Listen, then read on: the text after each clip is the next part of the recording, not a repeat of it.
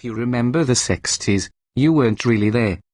That quote is attributed to a lot of folks who definitely were there, including rockers and the Seaheads Grace Slick, Pete Townshend, Wavy Gravy, and Timothy Leary, but the earliest citation extant, 1982, credits comedian Charles Fleischer.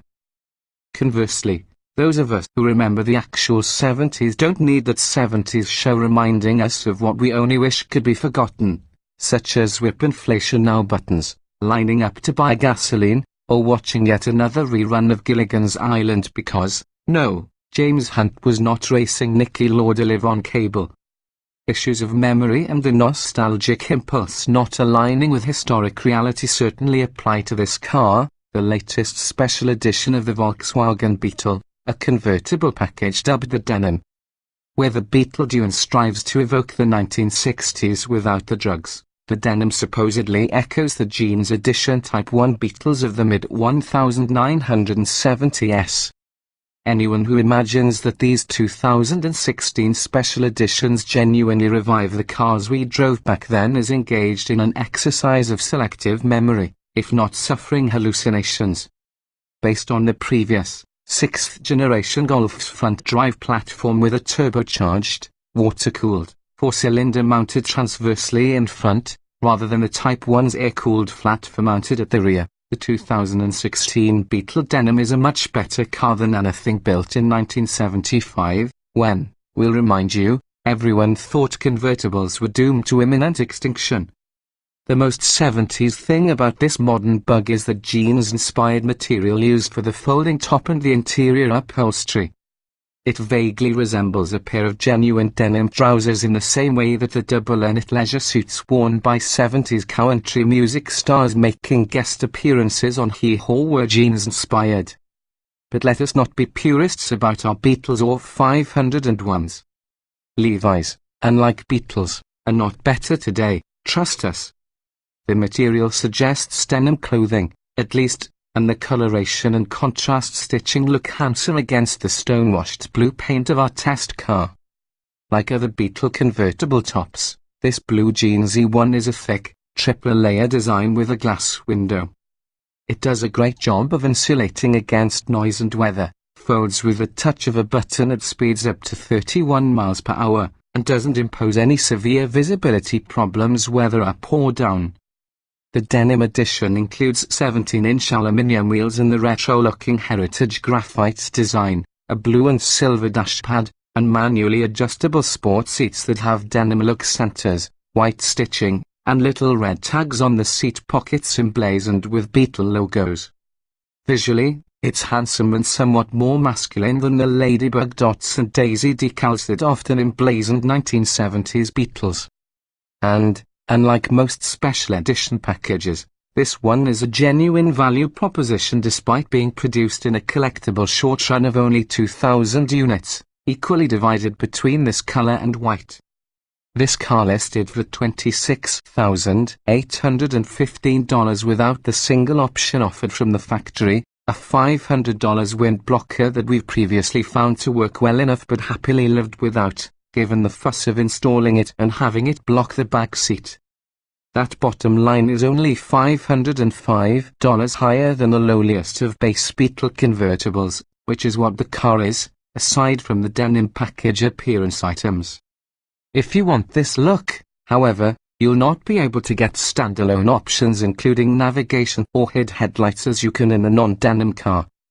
Still, the Denim is no old-school stripper with rubber mats, hand crank windows, and manual locks. There's standard air conditioning, heated, power-folding exterior mirrors, heated washer nozzles, heated seats, a nice leather-wrapped steering wheel with multifunction controls, and even reading lamps. The little whale tail spoiler is standard on convertibles, mostly because the folded top looks better with it than without it.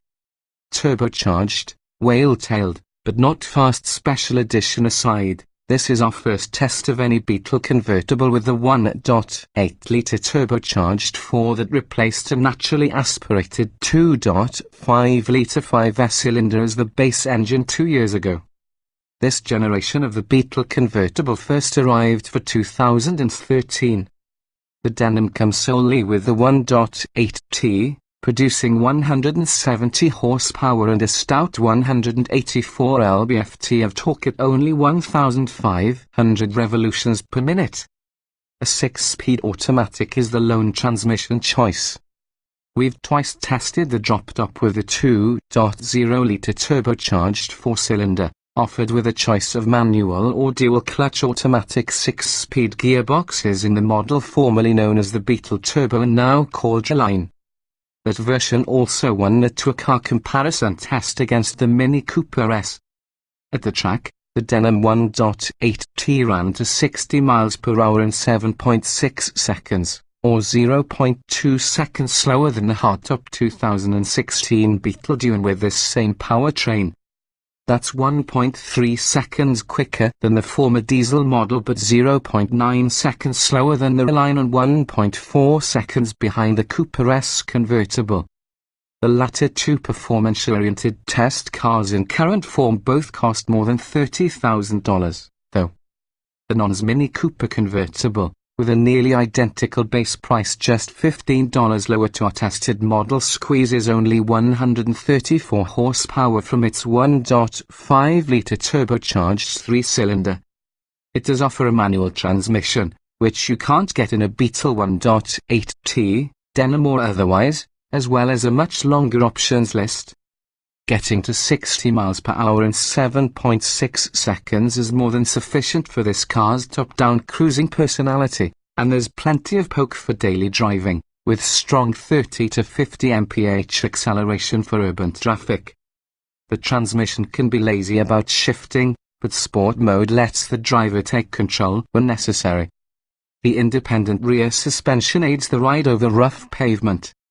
The Beetle denim exhibited less chassis flex and cowl shake over railroad crossings and pockmarked asphalt than did the Mini convertibles we've driven recently, and the ride was comfortable. It's not nimble or quick on its feet, both the steering and handling feel heavy and rather like what it is, a standard car Golf with a body designed more for stylish looks than efficiencies in packaging, aerodynamics, or structure. At 3,216 pounds, this test car weighed just 10 pounds more than the previous generation convertible did 12 years ago and 89 more than the current Line Coupe. It circled our skid pad at a respectable 0.84 grams, which is strong enough that you needn't fear our amps. Stopping from 70 miles per hour and 176 feet is similarly within the safe zone but not an advantage over competitors. At 7 cubic feet with the top up or down, the trunk is hardly spacious but ample enough to be useful and requires less sacrifice than does the Mini with its top folded. Consider that our long-term Golf with this same drivetrain in the generation that chassis weighs less, corners harder, brakes shorter, has a roomier cabin, carries far more stuff, and has more equipment. It's a much better car for about 10% more money than the denim convertible. But its top doesn't go down, and no one ever looked over at our Golf at the gas station and said, "Cute car," as happened several times with the denim. VW in its mysterious wisdom chose not to bring the previous Golf cabriolet sold in Europe to the US, but we are told that's going to change when a new model arrives soon, so those who don't need so much retro in their soft top will have another choice. Speaking of retro, there's still a CD player in this Beetle, and VW also finally got around to putting a USB port beside the O input. So put the top down and find some way to convert your 70s mixtape into a modern playlist. Don't leave out Captain Beefheart Blue Jeans and Moonbeams and Neil Diamond Forever and Blue Jeans, and have a great summer at the beach. We'll be the ones bringing the picnic goods, though. We have a Golf.